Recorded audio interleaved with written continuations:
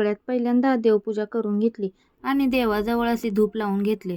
त्यांचा उपवास होता तर आज म्हटलं वेगळं काहीतरी ट्राय करायचं. त्याच्यासाठी एक वाटी शाबू घेतली आणि बारीक गॅसवर 5 ते 10 मिनिट भाजून घेतली.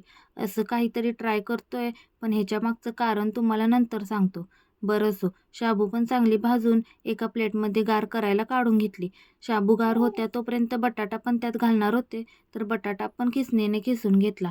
तर शाबू आणि 5-6 मिरच्या मिक्सरमधून बारीक वाटून घेतली आणि जो बटाटा खिसला होता ना त्यात चवीनुसार मीठ टाकून सगळं मिक्स करून घेतले आणि गॅसवर कढई ठेवून तेल गरम होण्यासाठी ठेवून दिले. तर गरम तेल होत होते तोपर्यंत मी इकडे असे बारीक बारीक वडे करून घेतले आणि लगेच तळून पण घेतले. पण असे लाल आणि ब्राऊन होस तोपर्यंत तळायचे, नाहीतर यात शाबू तशीच कच्ची लागणार.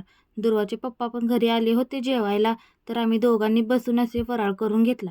तर हे बनवण्याच्या मागचं कारण, खरं तर मी आदल्या दिवशी शाबूच भिजत घातली नव्हती, म्हणून असं काहीतरी बनवायची माझ्यावरती वेळ आली. बरं असो, पण वडे तर खूपच छान झाले होते. तुम्ही पण कधीतरी ट्राय करून बघा. चला तर मग बाय.